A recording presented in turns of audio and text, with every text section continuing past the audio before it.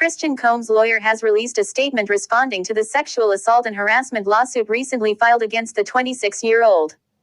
According to Fox News, the lawsuit was filed against Combs on Thursday, April 4, in Los Angeles, California, by a woman named Grace Omarque. In the lawsuit, Omarque alleges that Combs sexually assaulted her in 2022. The incident allegedly took place on a yacht chartered by Diddy. Omarque asserts that she was working, serving dinner and drinks to guests. The woman was allegedly under the impression the event would be a wholesome family excursion. However, Omarque alleges the event turned into a hardcore party scene, with drug use and a constant rotation of suspected sex workers. The woman is reportedly accusing Diddy of aiding and abetting his son. Additionally, it is alleged that the drinks at the party had been drugged, leading some women to pass out. Omarque alleges that when Combs arrived on the yacht, he made strong advances toward her. Additionally, Combs allegedly pressured her to take tequila shots, which were allegedly spiked. Fox News reports that audio recordings of Omarque resisting Combs' alleged advances are noted in the lawsuit. After this, Omarque alleged Combs groped her and forced her to perform oral sex on him. Additionally, Combs is accused of leaving bruises on the woman. Omarque alleges that she informed the boat's captain of the incident the following day. However, months later, she was fired from her job. The woman is now reportedly suing Combs and his father for unspecified damages. After this, Omarque alleged Combs groped her and forced her to perform oral sex on him. Additionally, Combs is accused of leaving bruises on the woman. Omarque alleges that she informed the boat's captain of the incident the following day. However, months later, she was fired from her job. The woman is now reportedly suing Combs and his father for unspecified damages. Dyer, a lawyer for Christian Combs and Diddy, has denied the allegations in the recent lawsuit. Additionally, Dyer has blasted the lawyer behind the filing of the suit, Tyrone Blackburn. To note, Blackburn also filed Rodney, Lil Rod, Jones' sexual assault and harassment lawsuit against Diddy, per the Shade Room. Blackburn is now reportedly being accused of improperly filing cases in federal court to garner media attention, per TMZ. This is just another lewd and meritless claim from Tyrone Blackburn, just like what he filed in the Rodney Jones lawsuit, which he still has not served. This complaint is filled with the same kind of manufactured lies and irrelevant facts we've come to expect from Blackburn, Dyer stated. This is exactly why the federal judge in New York slapped him 2 days ago for a pattern of behavior in improperly filing cases in federal court to garner media attention, embarrass defendants with salacious allegations, and pressure defendants to settle quickly, and why he was referred to the disciplinary committee in the Southern District of New York. He will be filing a motion to dismiss this outrageous claim. Blackburn has reportedly represented celebrities such as Nicki Minaj, T.I., Tiny, and Tiffany Haddish. Filed court documents indicate that the lawyer's alleged actions appear to be part of a pattern. To note, reports of the lawsuit against Combs initially surfaced around Tuesday, April 2. Outlets such as the Jasmine brand cited the lawsuit based on information that appeared to be exclusively shared by Blackburn. On April 2, Misa Hilton, the mother of his brother, Justin Combs, spoke out on his and Justin's behalf. Hilton alleged that the federal raid conducted on Diddy's Los Angeles home on March 25 utilized excessive force. Christian and Justin were both at the residence at the time of the raid. Additionally, Hilton blasted federal agents for pointing a laser beam at her son and pointing a gun at the back of Christian's head, per the Shade Room. Christian celebrated his 26th birthday on Monday, April 4. On Thursday, April 4, he took to social media to share a brief message with photos of his birthday celebration. Jeezy reportedly requests primary custody of daughter shared with Jeannie amid ongoing divorce. Jeezy has reportedly amended his custody request regarding the 2-year-old daughter he shares with his estranged wife, Jeannie. According to TMZ, Jeezy is now requesting primary custody of his and Mai's 2-year-old daughter, Monaco. Reportedly obtained by the outlet, assert that the rapper is asking an Atlanta judge to toss out the current custody and parenting time arrangement he and Mai recently decided on in mediation. The rapper is asking the judge to rule that Monaco can live with him full-time. Additionally, Jeezy reportedly alleges that Jeannie isn't even taking care of their kid herself. The rapper asserts that initially, he and Mai shared their home amid his recent divorce filing. He decided to move his living area to the basement. However, since then, Mai has left the residence with Monaco. Additionally, Jeezy says Mai has tasked her brother and mother with the majority of the care for their daughter. The rapper is asserting that Mai's extensive travel schedule isn't in their daughter's best interest. Furthermore, he reportedly alleges that Mai has withheld his parenting time with Monaco for almost 2 months. Ultimately, Jeezy is asserting that Monaco will have more stability in her life if he is given full custody. More details regarding the rapper's initial divorce filing. As the Shade Room previously reported, Jeezy filed for divorce from Mai in September 2023. The couple had been married for 2 years at the time. Additionally, the rapper asserted that their union was irretrievably broken, with no hope for reconciliation. Furthermore, the 46-year-old requested that he and Mai share joint custody of their daughter. Almost a month after Jeezy's filing, Mai reacted on social media with a cryptic post. Here's why reports have surfaced regarding the couple's prenup and gatekeeping. In December 2023, Jeezy and Mai's divorce proceedings appeared to become more intense. At the time, Mai accused Jeezy of being unfaithful during their marriage, per the Shade Room. Consequently, Mai reportedly alleged Jeezy would have to face a significant financial penalty due to the terms of their prenuptial agreement. In return, a spokesperson for the rapper denied Mai's accusations, per the Shade Room. Additionally, weeks later, Jeezy requested a court hearing to determine temporary custody of Monaco. At the time, the rapper alleged Mai was gatekeeping their daughter and keeping her from him on a consistent basis. In turn, Mai denied Jeezy's claims and voiced concern over him allegedly keeping unlocked firearms at his residence, per the Shade Room. Additionally, Mai voiced her desire for mediation sessions with the rapper so the two could determine a temporary custody schedule for Monaco. Most recently, the mother of one reportedly returned to court to seemingly change her tune on the judge enforcing her prenuptial agreement with Jeezy. In return, a spokesperson for the rapper denied Mai's accusations, per the Shade Room. As previously reported, last year the Good Times star's daughter came forward with allegations that her dad was a victim of elder abuse. John Amos denied the claims. However, according to Shannon Amos, her brother, Kelly, K.C. Amos, who is the celeb's caregiver, was subjecting their dad to ill treatment. Shannon Amos's allegations eventually caught the attention of Adult Protective Services, which prompted the LAPD to launch an investigation last month. However, news recently broke that due to a lack of evidence, the case was closed. During a newly published interview with People, John Amos addressed the closed case and shared that his real truth will be revealed soon. He said, "I want to first of all thank the LAPD for their professionalism and thoroughness in their investigation in which they concluded that I am doing well. This is the same thing I have been saying all along in my response to the media. Furthermore, I am even more determined to complete production on the documentary film that my son and I are producing. It will shed light on the real truth as to the motives of those who have painted a false narrative about me.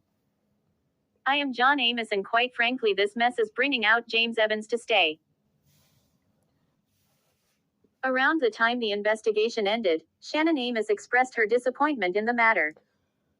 In part, she said, "While I acknowledge the efforts of the LAPD on my father's case, I am disappointed with their conclusions since no one from my family has seen or spoken to my father since July 2023, when K.C. Amos, Eugene Brummett, and Belinda Foster removed him from a medical facility against doctor's orders." Shannon Amos also said that she's still receiving evidence that raises concerns over her father's well-being. "I learned something very valuable some years ago that I reference in my work and all that I do. Stand on the truth and stay there. It won't let you down. The truth will stand up for you." The LAPD's conclusion of their investigation along with my upcoming documentary each stand on that same truth. I'm good and the best is yet to come. Believe it. Ron Goldman's family describes O.J. Simpson's death as a mixed bag of complicated emotions, because now that he's gone, so is their hope for true justice. Ron's sister, Kim, and father, Fred, put out a joint statement late Thursday, saying, "For 3 decades we tirelessly pursued justice for Ron and Nicole, and despite a civil judgment and his confession in If I Did It, the hope for true accountability has ended." The statement, referring to Simpson's 2007 book, If I Did It, Confessions of the Killer, makes it clear the Goldmans, like millions of others, have no doubts about who murdered Ron and Nicole Brown Simpson, no matter what the jury said back in 1995. The Goldmans say they'll keep advocating for victims, and they ended the statement by thanking everyone for keeping our family, and most importantly Ron, in your hearts for the last 30 years. You know, O.J. died Wednesday after a battle with cancer, surrounded by his family. During Simpson's trial for the murders of his ex-wife and Ron, Kim and Fred attended regularly, sitting in the gallery and watching as the jury found him not guilty. They also sued O.J. in a civil trial a couple years later, winning a judgment of more than $33 million as Simpson was found liable for the deaths, though they never received most of that money. As we reported, the Goldmans' attorney, David Cook, told us the family will explore legal options to attempt to get the judgment it's owed from Simpson's estate. Kim wrote a book on O.J., entitled, Can't Forgive, My 20-Year Battle with O.J. Simpson, and it sounds like she carried that sentiment right up to his death. Simpson was surrounded by family in the final days before his death, and that includes all of his living children, yes, even the two youngest he had with Nicole Brown Simpson. Sources with direct knowledge tell TMZ, everyone who came to visit O.J. at his home in the days before he passed had to sign NDAs for his privacy, that went for friends, family and even medical personnel who were coming into contact with him while he was under hospice care. We're told on Friday, a medical professional checked on O.J. and notified those around him that he was starting to transition, and that's when everyone came flocking to his bedside. It's unclear exactly when his 4 children arrived, but by the end, they were all there as he died peacefully. The family members included his 2 children with Nicole, Sydney and Justin, and his 2 older ones with Marguerite Whitley, Jason and Arnell. It might shock some to hear that Justin and Sydney were in the mix, as their mother was brutally murdered, allegedly by their father. While Simpson was acquitted of the murder charges, he was later found civilly liable for Nicole's death and Ron Goldman's. In the aftermath of all that, O.J. raised Justin and Sydney. They've never spoken publicly about the whole saga, so we don't know how they feel about it. Nor is it clear how close of a relationship they maintained with O.J. in their adulthood. Sydney is now 38, and Justin is 35. Aside from family members, we're told dozens of friends went to visit Simpson in his final days. As we reported, his remaining close friends flew in to say their goodbyes. Our sources say somewhere between 30 to 50 people, consisting of friends and other family, saw O.J. in person. They all signed the NDAs, and no phones were allowed in the room with him. Like we told you, he was in very poor health before dying, and couldn't talk much. Still, these folks got some FaceTime with him and said their farewells. Simpson's cancer battle took a heavy toll on his health over the past year, and in his final days, he was incredibly frail and virtually unrecognizable. TMZ has learned. Sources with direct knowledge tell us O.J. was, in fact, diagnosed with prostate cancer, something he first alluded to in May 2023 in a video he posted to X. He never offered much detail, and seemed to suggest he had beaten it. Hey, Twitter world, it's me, yours truly. Sorry, I kind of lost my voice. I've gone out the last few nights over the holiday, and I just talked to a lot of guys. Everybody comes up, they want to talk football or something, and so I've kind of lost my voice trying to talk over the music. But this morning I woke up and I was watching a sports show, and they were talking about Le'Veon Bell, talking about smoking pot before the game. I got to be honest, I've never known anybody to smoke pot before a game. And this is the first time I've ever heard it, that a guy smoked pot before he went out on the field. Now, when I came into the league, all the guys were alcohol guys. They all drank a lot of alcohol. But in about 1972, in my 3rd year in the league, it kind of changed. All of a sudden, the guys who came in the league were all pot smokers, right? And having been in San Francisco in the 60s, I think I tried pot once. And I ran all the way home trying to get it out of my lungs because I thought I wouldn't be able to be a professional baseball player. Now I just blew my chances. But, over the years, from time to time when I played in Buffalo, once the winter came and it was so much snow, was nothing to do. Once the snow was on the ground, the guys would get together and we play cards or dominoes, and there was always a little bit of pot around. Now, in recent years, really recent years, I unfortunately caught cancer. And so I had to do the whole chemo thing. And I had been told by a couple of close friends of mine And a number of the guys that I play golf in my golf league who are older guys who smoke pot while they're playing golf. And the doctor, to be honest, even the doctor said, you're going to have that nausea. And they want to give me some pills. And I said, well, I heard pot was pretty good. You know, gummies and stuff was pretty good for the nausea. And they said, yeah, it does work. But I got to be honest with you. I started smoking a little bit, a couple of puffs a day. And I've only had nausea twice. I'm over the COVID stuff. I'm sorry, the chemo. I'm over that. I had COVID and cancer at the same time, unfortunately. But I'm over the chemo. But I only had got nauseous on 2 occasions, and it only lasted about 2 or 3 minutes. So I thought the pot really helped me with that form of the unfortunate side of catching cancer. And in any event, I'm healthy now.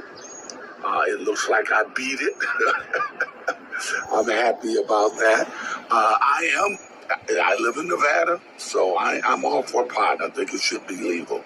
I had lost 30 pounds. It helped me get appetite and get my weight back on. Plus, it helped me sleep. So it worked for me. In any event, I cannot believe a running back, Le'Veon Bell. It's hard to believe that he could smoke pot before he went out there and carried the ball. That just seems like it would slow you down.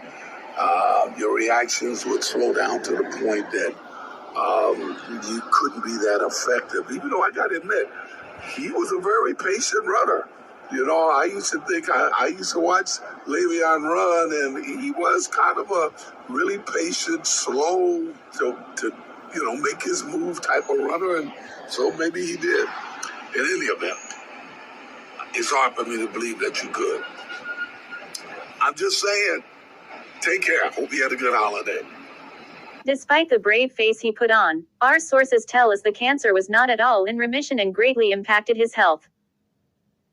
Whereas, we're told, he lived as if he were a younger man. Even into his later years, his physical state seriously deteriorated over the past 11 months.